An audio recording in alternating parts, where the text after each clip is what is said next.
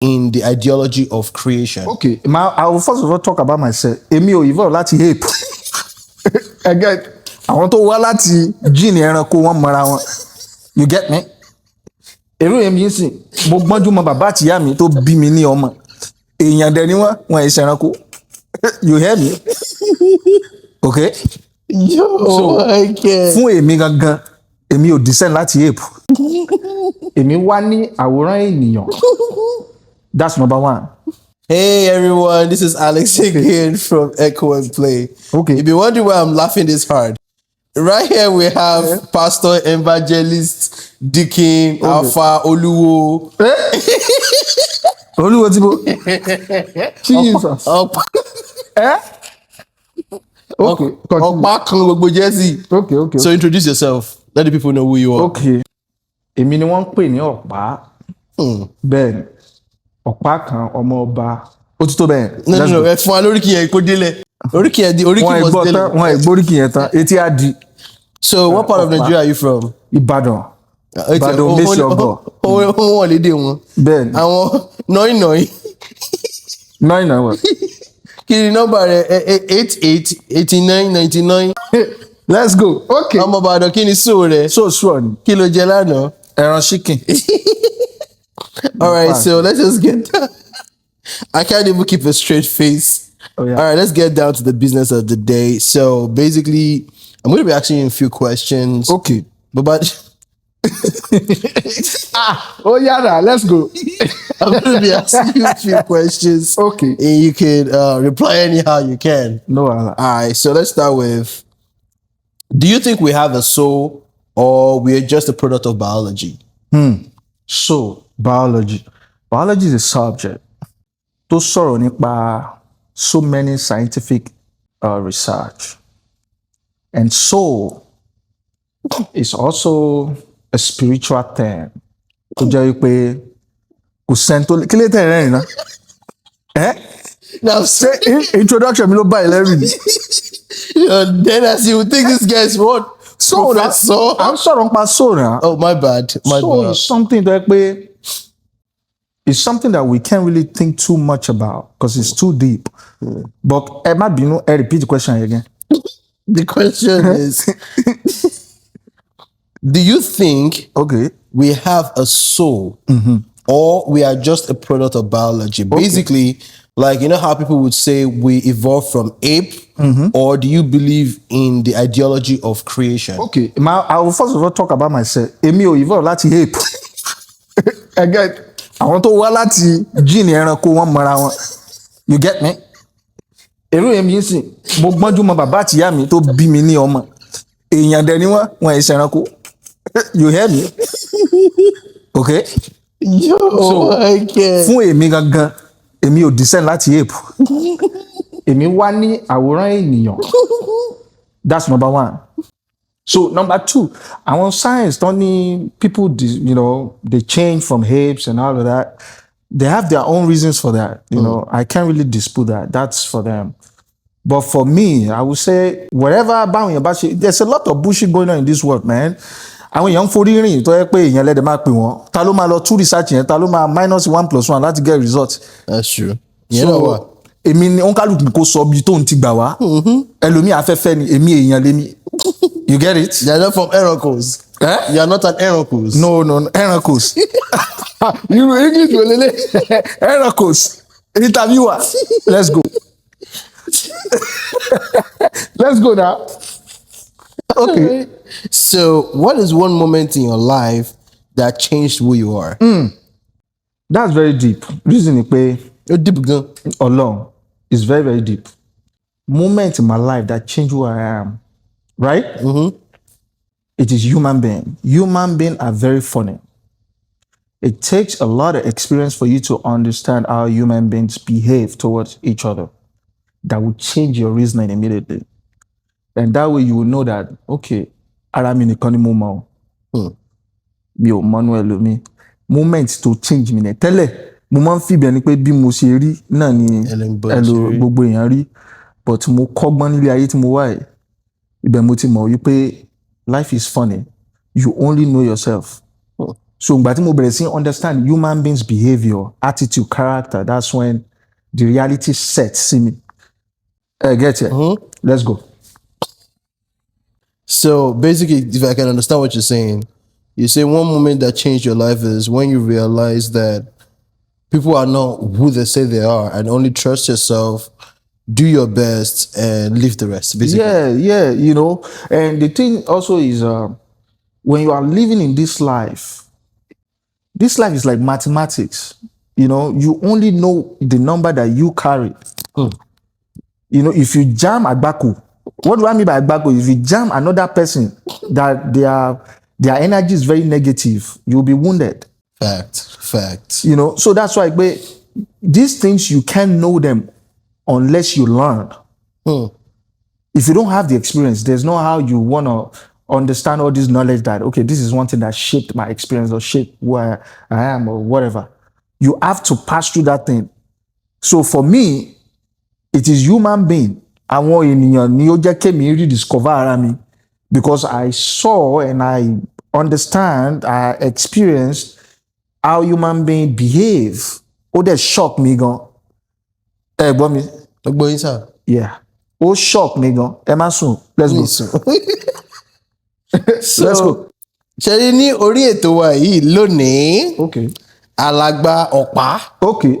Ọ̀pá kí la máa pè yín náà? Ọ̀pá ìlú ni gbogbo ayé mọ̀ mí sí ọ̀pá ìlú. Àgbà, that's what even what I was expecting you to say. Àgbà gángan ni o. Ọ̀bọ yìí ń pòwe pẹ̀lú gángan. Ó sọ ọ̀rọ̀. Ọjọ́ kan ló sọ̀rọ̀ kan. Ọ̀rọ̀ yẹn ó ní. Ẹ sọ. Mi ò rántí ẹ̀ mọ̀. Ẹ kà máa bá lọ. Okay. Do you believe in free will, or do you believe everything is predetermined? In what aspect? So you know how people will say, "Kato dele ayé," wọ́n ti kọ kádàrá oníkálùkù, right? Destiny. Now, do you believe that we as human beings have the choice to determine our future, or we have the choice of way to determine, okay, this is who I am, this is my work, this is what I want to do, or you believe everything we do in life, or every step has been ordained or it has been pre-planned? Okay, but or you think we have free will? You see, ọ̀rẹ́, ó deep now, because life tá a wà yìí ò certain. Even if you plan what you're gonna eat this morning, something can happen tó lè disrupt plan yẹn. And tó bá dẹ̀ disrupt plan yẹn, ó lè jẹ́ gàrí ló fẹ́ mu tẹ́lẹ̀ pẹ̀lẹ́ já dídín. If situation bá occur tó disrupt plan yẹn, ó lè end up láti jẹ fùfú àtewédú. You love the balance. Analogy, okay. That's cool. So reason yẹn tó jẹ́ pé life tá a wà yìí, kádàrá wà. Ó ní àdúrà kan táwọn yẹn máa ń gbà, wọ́n á ní Ọlọ́run má jẹ́ kí nǹkan tá a rò kó ba nǹkan tá a ń rò jẹ́. Tó bá yẹ pé ilé ayé yìí ò ní oògùn kankan, tí ò sí problem kankan tó ọkọ nínú ayé, a lè sọ pé kádàrá certain.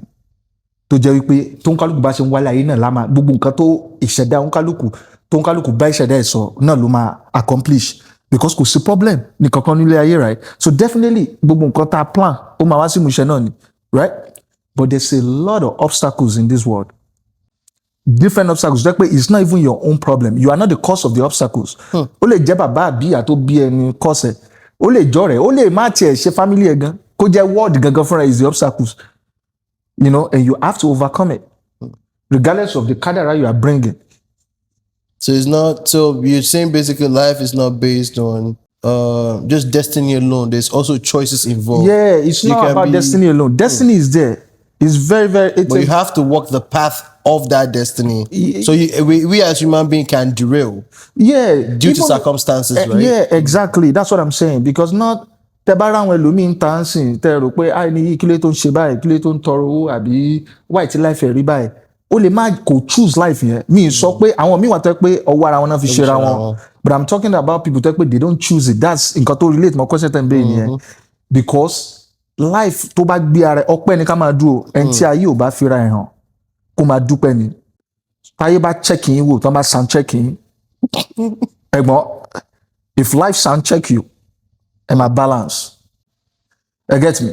So òun ló fà á pé àwọn tẹ bá rí tí ó yẹ pé wọ́n need help àbí tó yẹ pé wọ́n ṣe one or two things ó lè má jẹ́ owó ara wọn náà fi ṣe ra wọn ó lè jẹ́ life kò dẹ́yìn ṣe gbogbo èèyàn ló ní good backup tó yẹ pé tí life bá ọkọ̀ sí ẹ tó ní good backup tó lè tètè gbé ẹ kò ń ṣe gbogbo èèyàn ló ní irú opportunity yẹn so ẹni tí ò bá ní irú opportunity yẹn sìn tí life bá farahàn ó máa ṣubú ni ó máa take time kó tó dìde ó dẹ̀ lè má dìde mọ́ so destiny is part of it and also choice náà wà nbẹ and then the kí ni main point ni pé okay regardless of destiny and choice and problems and obstacles in this life okay àti wálé ayé tí ìṣòro bá kọjú èèyàn kí ni solution that's the thing ṣó yẹ kí ìṣòro yẹn ṣó yẹ kó wé wa down ni nope ó yẹ ká gbìyànjú ẹni tó bá ní àfojúsùn tó dáa ká gbìyànjú pé okay ibi tí mò ń lọ ni yeah mo understand pé problem líle ó máa wá ó máa lọ ni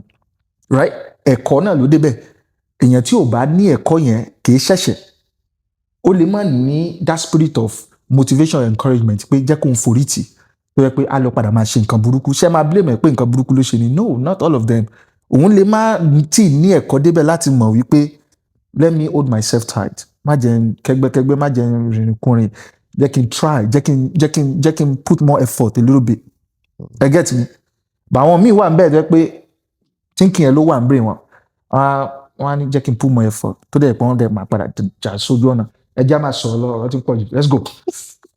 That's actually very insightful, to be honest. I'm not a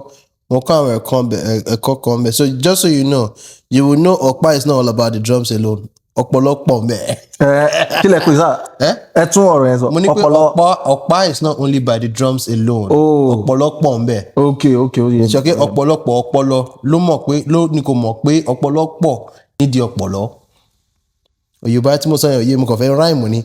Anyway, let's continue. Ṣé ẹ ti rap rí? Rapper ni, jẹ́ kí fún yín bars ni. Ẹ ju 1 2 fún mi. Bẹ́ẹ̀ni mo talented, bẹ́ẹ̀ni mo adapted, bẹ́ẹ̀ni mo hospital, bẹ́ẹ̀ni mo active, bẹ́ẹ̀ni mo lifted, bẹ́ẹ̀ni mo uplifted. Mo dẹ̀ gbádùn iṣẹ́ yẹn o. Yẹn náà ń pè ní snake rap. Snake rap, let's go. Let's go, baby. So, is there a point in life that you've ever felt completely helpless and hopeless? And how do you handle that situation? That's true. Ó ti wáyé rí o. Especially in America. America ni mo ti feel ẹ̀ bẹ́ẹ̀. Because kò yá àwọn èèyàn.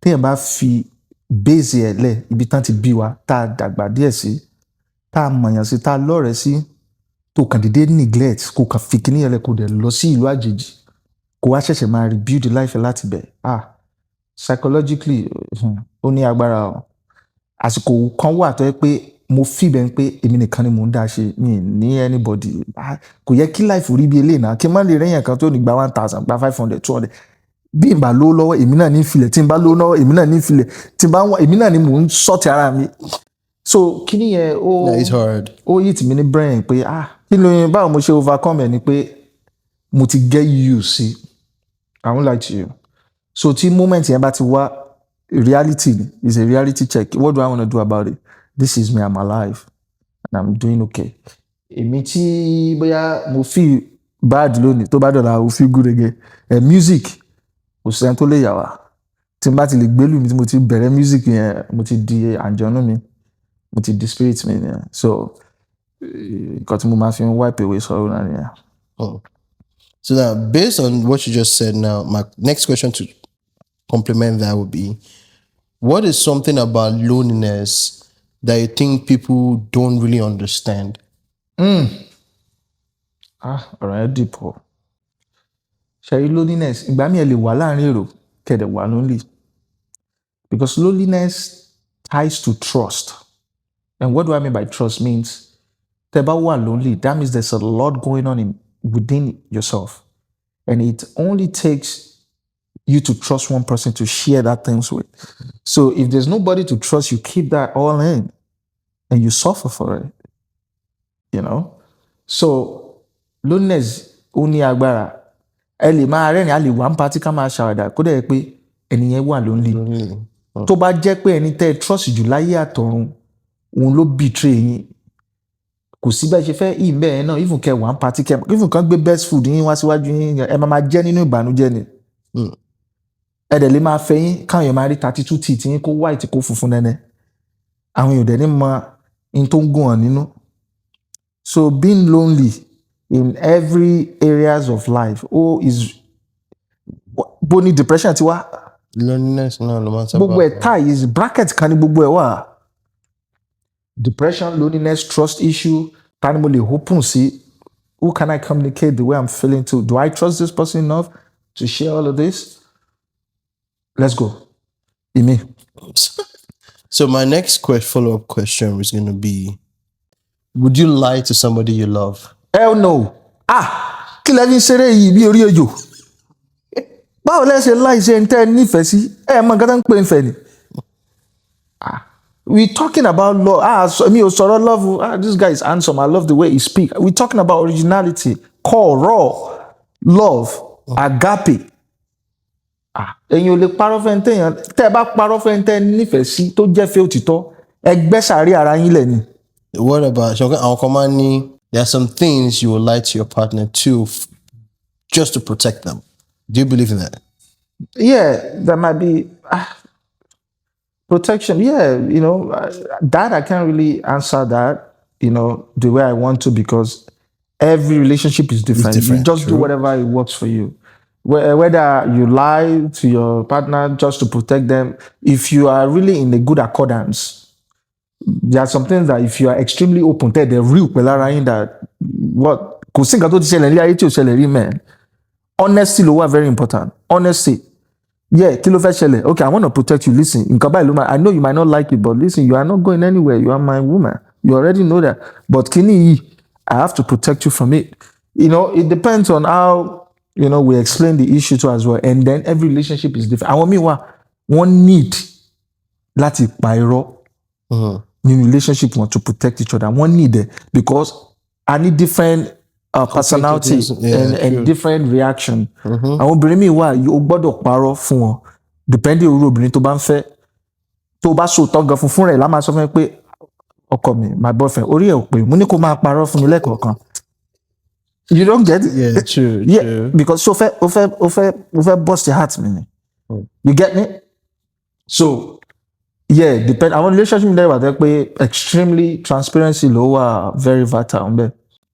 And do you believe social media or technology has made relationships so boring and it's also affecting relationships? Social media and technology. I don't think that. I would say people are using it in the wrong aspect. They're using the bad aspect of it. Social media will affect relationship. Technology will affect relationship. Whether you like it or not, if there's no technology or social media, life is still gonna evolve. Àgbà tí ò sí social network, tí ò sí technology, say relationship will work 100% ni. To work, yeah, true. Ìyẹn ò ní pé ẹni tó bá fẹ́ bá ẹni tó ń fẹ́ so mọ́ bá sùn. Ìyẹn gan ni ó wà secretive jù báwo ló lè fẹ́ mọ̀. Láti lọ bá sùn lábẹ́ igi.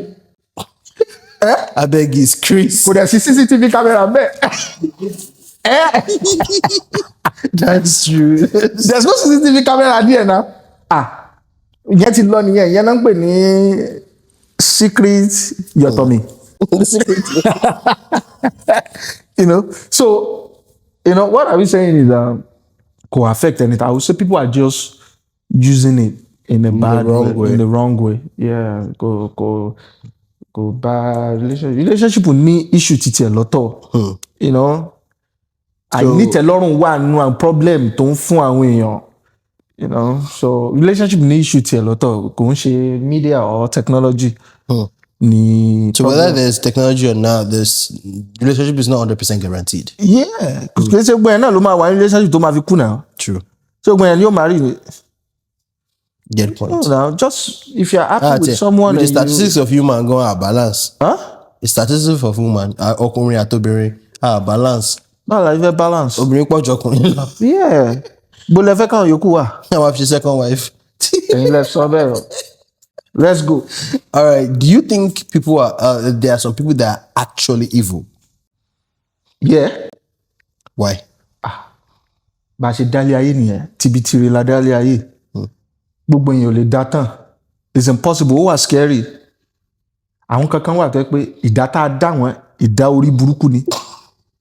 kìí ṣe pé wọ́n délé ayé ni wọ́n ẹ̀ṣẹ̀ wá change sí evil no They just àti born like dá wọn that. bíi pé bí káwọn ọmọ bà nǹkan jẹ́ máa fún ẹ ní good examples eléyìí ṣẹlẹ̀ sí mi ni personally pé èèyàn kọ́kọ́ ń ra automotive nǹkan láyé kẹ̀kẹ́ ni mo kọ́ ra bicycle nígbà tí mo kéré ó dẹ̀ jọ mí lójú gan mo lọ ra a lot of accessories sí bicycle mi nígbà mo wà Naija bicycle mi fine gan first time tí màá gbé bicycle yẹn jáde báyìí mo dẹ̀ rí mi mẹ́ni yẹn rí o mo kàn rí small boy kan ní o ó dẹ̀ ń kọjá lọ ó dẹ̀ kí lélẹ̀ nǹkan bàjẹ́ dànù right kò mọ̀ mí rí o ó ti mọ̀ pé bàṣẹjẹ́ la bí òun wálé ayé ó kàn déédéé rí nǹkan tuntun tó fine right kò sọ pé hey so nice Let me write also. bólẹ̀ ti rí kíní yìí ẹ̀gbọ́n no the first statement tó jáde lẹ́nu ẹ̀ ni pé nǹkan bàjẹ́ dànù èmi tí mo dẹ̀ ní kẹ̀kẹ́ mo yá gbé nǹkan mi wọlé padà so àwọn kan wà bẹ́ẹ̀ pé àdá ní bíi kan torí ẹ̀ náà ni èèyàn gbọ́dọ̀ wà very careful òun ló release question tẹ bí mi lẹ́ẹ̀kan pé kí ló reshape mi tí mo sọ pé human beings you have to understand all these things ilé ayé ṣe singular everything wà connected so àwọn kan wà tá a bí tọ́ ẹ pé èṣù ọ̀dàrà ni wọ́n kìí ṣe èṣù tilẹ̀ Yorùbá o èṣù ọ̀dàrà tí mo ń try láti sọ ni pé àwọn kan wà tán burú tó yẹ pé mission tiwọn ni ìran tán ti wá láì táwọn ti jáde láì kí nǹkan má ṣe dáadáa láì kan rí pé ẹ̀ ń ṣoríire tẹ́ bá nírú wọn lọ́rẹ̀ẹ́ ẹni ẹ ti kú ńgbà tó wà láyé o bẹ́ẹ̀ ni because wọ́n á máa rẹ́rìn níṣẹ́jú yín wọ́n dẹ̀ máa nǹkan tán bá mọ̀ pé ó lé ẹlòmíì rògbò ó dìgbà tí n bá tó ṣépè àbí tí n bá tó lọ sí nǹkan burúkú sẹ́mu tó ṣèkà fún ẹ no tó bá rí ibi tán ti fẹ́ ràn mí lọ́wọ́ tó dẹ̀ nìkan má gbéṣẹ́ yẹn fún mi ńkọ́ ó yàtọ̀ sáwọn tó ń ṣe nǹkan burúkú sí yàn náà náà I get you. Yeah, that makes sense. That makes sense. Let's go. It actually now brings me, now I'm curious. Okay. It brings me to this question. What is one thing about you that a lot of people don't know? That you hide it a lot. A lot of people don't know. Now, it's embarrassing. A lot of people will know. Yeah, so I mean, say it. Okay. What is one thing about you that a lot of people don't know? It's actually a two-way question.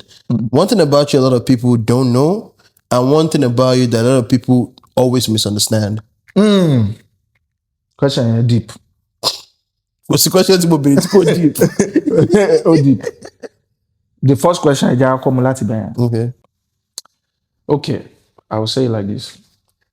Because money very funny and jovial character. So most people think gbogbo nǹkan tí n bá sọ ngba mi mo ń ṣàwàdà. But èmi máa hide sínú character yẹn láti rí a lot of things.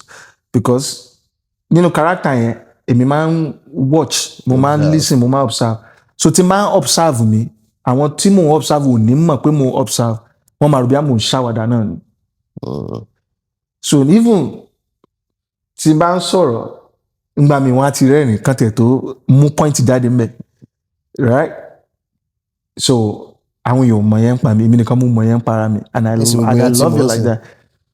Good. Ṣé mi nìkan mo wà lé ayé ni? Wọ́n á gbàgbé.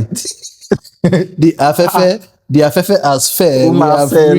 We are free the full of Mother Nature. Professor Jingo.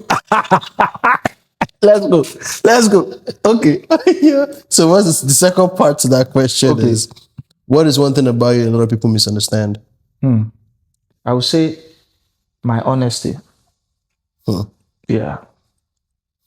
Mo lè má sọ̀rọ̀, mo lè má dá sí nǹkan kan, but tí n tó bá fi lè mú mi dá sí, tí n bá sọ̀rọ̀, ó máa blunt, like ó máa wà extremely clear. So ẹni tí n bá sọ sí time yóò lè feel pé you're being rude or something. Àbí why tell me can it sound harsh? But that's the reality. You know. Mi ò ní sọ̀rọ̀, mo lè má sọ̀rọ̀, but ní tó bá fi lè mú mi dá sí nǹkan yẹn, kò sí nǹkan tí mò ń pẹ́ mọ́ náà. Màá sọ ni, because solution ni nǹkan tí màá sọ jáde. Why can't linger too much in problem? So àwọn èèyàn máa misconcept the aspect yẹn. Ìpè àbí bọ̀bọ̀ yìí ó rude díẹ̀ ni àbí why tó wà blunt bẹ́ẹ̀. Anyhow. Yeah. So which means, but actually now we've been talking about general questions. I want to go deep down. Fair topic pin. Kò sí wàhálà. at the end of the day, right, it still brings me down to what are some challenges you faced like by the Lulu? Like, or àwọn ìwọ̀sí tí wọ́n máa ń rí aṣọ nílùú. Àwọn ìwọ̀sí aṣọ nílùú ó máa ń wáyé lẹ́kọ̀ọ̀kan, kò sí iṣẹ́ téèyàn ṣe tí ò ní sí ìwọ̀sí bẹ́ẹ̀ náà. People, gbogbo èèyàn ò lè rí bákan náà, ìyẹn ò nítumọ̀. Ìgbà míì wọ́n lè tá a bá lọ show wọ́n lè onílù a bá tiẹ̀ fẹ́ mo rántí èèkan ṣẹlẹ̀ ní last weekend tá a lọ question yẹn ló jẹ́ rántí èmi dẹ́ lólùgbàlà tọ́lọ́run rán sí àwọn tí mo lọ play fún wọ́n kọtí ikú wọ́n padà ṣẹ̀ṣẹ̀ káyìn. Kí ló ṣẹlẹ̀ ni pé ebi ń pa gbogbo wa mo dẹ̀ lunch pé ẹ lọ bá lady tó pé wa ẹ fún wa lóúnjẹ right wọ́n bá ní ká lọ sí ibi tó oúnjẹ sí pàṣẹ tó oúnjẹ síbẹ̀ èmi wá dúró lọ́ọ̀kan mo kàn dúró ẹ̀mí kan ní kí n dúró lady tó ní ká wá gbóúnjẹ àwọn yòókù àwọn èrò jókòó wọn tí màá ṣàbò àwa débẹ̀ o lady yẹn ṣà ń kùn ó ń give attitude mo dẹ̀ wà very sensitive gan ẹ̀mí mi ti tètè read gangan pé lady yìí ó fẹ́ fi wá ṣẹ̀sìn bí lónìí ni mo wá ta kété mi ò sùn máwọn pípìn yẹn mo wá rìn lọ síwájú mo rìn padà mo wá lọ bá àwọn group tá a jọ lọ play mo ní lady fẹ́ fi yín pa ń bí ni kò sóúnjẹ tẹ́ máa jẹ ń bí o attitude tí mo rí tó ń kùn tó ń ṣe bí ẹni tó ń gbági mọ́ lórí eléyìí kò fún yín lóúnjẹ oúnjẹ ò rẹ́dí o wọ́n ní irọ́ wọ́n ń jágbe mọ́ mi wọ́n wá bẹ̀rẹ̀ sí sọ̀rọ̀ sí mi àsọ́lọ́ ni ó gbèjà mi jà wọ́n wá bẹ̀rẹ̀ sí sọ̀rọ̀ sí mi ìwọ wo kí ló ń sọ yìí ọjà dúró ìwọ gángan ni ò ní jẹun bì tó ń rìn káàkiri tó ń ṣe kíní kan kiri kan wọn ti bẹ̀rẹ̀ ọ̀rọ̀ yẹn bí lẹ́ni yẹn ṣe ní kò só jẹ́ ń bí mo sọ fún yín pé àwọn èèyàn wọn ti bẹ̀rẹ̀ sí máa ṣáàfù oúnjẹ ẹ lọ jókòó náà mi ti ẹ̀wọ̀ ẹ̀yìn ìgbà àfẹ́wé èmi ni wọ́n kọ́ rí wájú because mi ò ní jẹ́ kí ẹ̀sìn yẹn kó ta mọ́yàn. Because èrò pọ̀ nínú pátí yẹn gan wọ́n dẹ̀ ń wò wá àwa tàdé ti perform táwọn yẹn ti like tán ti jó tán ti like ẹ̀ but lady yẹn gangan ni orí ẹ̀ ò pé but kí ni mò ń sọ ni pé irú yẹn challenges kan yẹn true. So but ìyẹn ò ní ìtumọ̀ but ara iṣẹ́ náà ni ara iṣẹ́ ni ó máa ń wáyé lẹ́kọ̀ọ̀kan bẹ́ẹ̀ yẹn so true. àwọn míì náà dẹ̀ wà tó wà straight but interview lẹ́kọ̀ọ́ láti máa sọ yẹn. Now we're about to round it up. Okay. So in rounding it up, I'm going to ask you 3 questions in one. Okay. So what is one thing you would tell your younger self? And also what is one thing you would tell people out there? And what is one thing you want people to know? Number 1, Manny, believe in yourself. Number 2, Oniwipe, whatever you want to do in this life, think about the advantage and the disadvantages. The advantages and disadvantages. Number 3, Nipe, make AY the sunshine. Ọjọ́ ló wà expensive jù, time is very expensive. Kò ṣeé rà. Àsìkò tó bá yẹ kéèyàn ṣiṣẹ́. Yeah. Then another thing that I would tell ó pọ̀ but kákan shorten it. The last thing tí mo lè sọ fúnra mi ni pé ẹ̀mí kí ó má ní ìgbéraga, kí ẹ̀mí ìgbéraga má wọnú ayé yẹn. Kò sí nǹkan téèyàn lè ní ilé ayé. Tí ẹ̀mí ìgbéraga bá ti wọnú ayé ẹni yẹn, ó ti kú. Empty barrel ni. Kò jẹ́ nǹkan kan mọ́ ilé ayé. Bó ṣe wà nìyẹn. Ìgbéraga àti oríire àbí ìgbéraga ńgbà míì a máa yí kádàrá ẹni padà. Ayé kọ́ ló ń yí kádàrá èèyàn padà most of the time. Èèyàn fúnra ẹ̀ lè yí kádàrá rẹ̀ padà pẹ̀lú àwọn ìwà tí ò bá yẹ kéèyàn máa wù. Oh yeah, another one. What is one thing you want to tell people out there? About what? Life, generally. Like, what's one, if they ask you, okay, just give us something. What's one thing you want to tell everybody out there? Like, just give us something you want to tell the world. Nǹkan tí mo lè sọ fún àwọn èèyàn ni pé let's watch how we behave towards each other as human beings. That's the number 1 responsibility. How we react towards each other. Àṣírí-ń-gbọ́. That's number 1 responsibility because tán bá bí wa sílé ayé ń sìn, right? Okay, tí every human being bá fẹ́ sọ̀rọ̀ nípa existence or you're asking anybody about the experience of life, ìgbà tán délé ayé náà ni wọ́n máa bẹ̀rẹ̀ sí sọ̀rọ̀, right? So tán bá dẹ̀ ṣe ń bí èèyàn sílé ayé, ibo náà ń bí èèyàn sí? Is it not the means of fellow human being? Yeah. Exactly. So which means àwọn ènìyàn ká wà very careful bá ṣe máa hùwà síra wa, you know. Bàbá gbégi oró, ọmọ ló máa ká èso ẹ̀. Tọ́mọ gan bá gbin igi oró yóò padà di bàbá, òun náà ó padà bímọ, ọmọ tiẹ̀ náà ó jèrè ẹ̀. You know, ìyẹn ò mean pé ẹni tó bá disrespect èèyàn kí ẹ máa say yes sir or yes ma or ká máa respect ẹni àbí ká ṣe máa no, ìyẹn nǹkan tí mo ń sọ kọ́ nìyẹn. Bí life is plus and minus. Subtract it yourself according to the way it makes you feel. Èèyàn tó bá ṣe ẹ̀ ń sìn, so tún máa lọ gbé orí ẹ̀ lọ bá kó tún affect life ẹni, you know, you discuss. But kí là ń sọ ni pé general the default way ò ní pé human being a gbọ́dọ̀ mọ bá ṣe máa react pẹ̀lú. The first way to break humans gene in life is to make sure that they are not in accordance. We are not united. You know, so bó ṣe rí nìyẹn.